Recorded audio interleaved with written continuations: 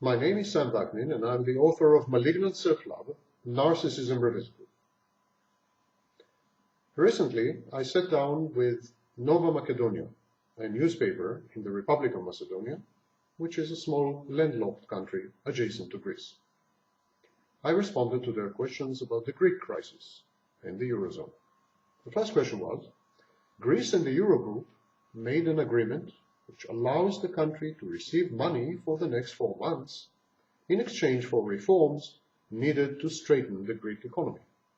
Western media announced that the only difference between the last and the new deal is that the name Troika is replaced with institutions.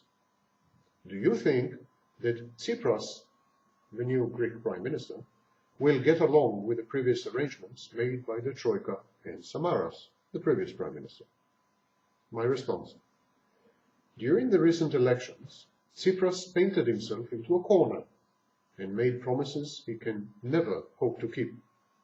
In effect, he is now begging Europe to find a way to bail him out, to save his face, to square the circle, to allow him to continue to implement the old arrangements, including the austerity measures, but in a way that will appear to be that he is not actually implementing them. Europe will offer him as many cosmetic concessions as he needs. It will rename arrangements, credit facilities and institutions, reschedule some marginal debts, front-end, bring forward the portion of the program dedicated to growth and employment, and so on and so forth. But the essence will remain exactly the same.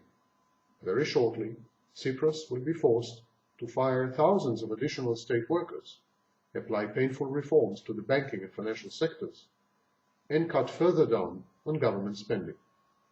With or without the Eurozone, he has no choice. Greece is bankrupt, though less so than it had been 3 years ago.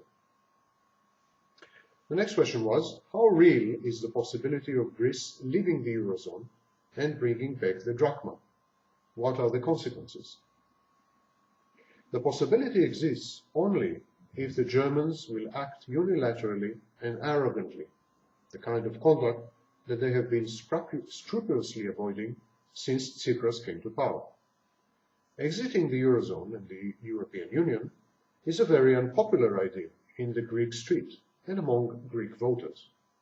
It would be political suicide, as well as financial self-immolation.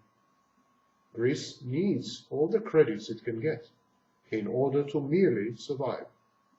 The minute Greece leaves the Eurozone, it will have to declare default on all its international debts and a moratorium on its domestic internal debt.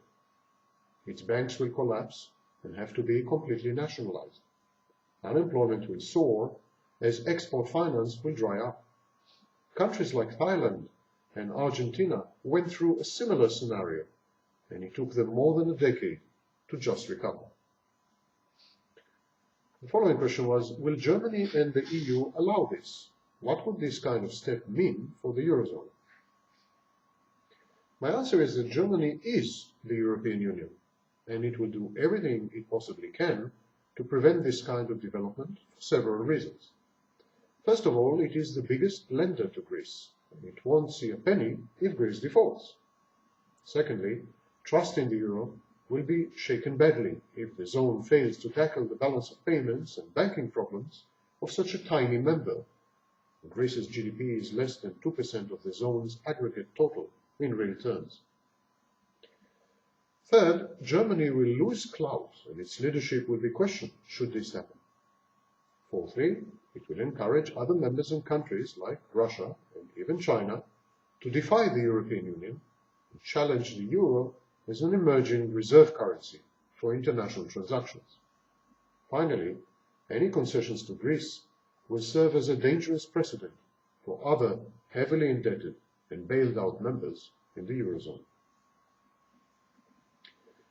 The next question was the next and last question was the Greece crisis multiple have been going on for years. What are your expectations for the end of this story? My answer is that Greece must default on all its obligations in an orderly and structured way. It must wipe the slate clean. It must create a bad bank for all the non-performing loans on the books of its banks. It must cut down government, direct and indirect employment by 50% and divert these resources to generate youth employment. It must work with the huge and influential Greek diasporas everywhere to revive tourism, foreign investments, training and reskilling programs, and find jobs for its surplus manpower abroad as Gastarbeiter.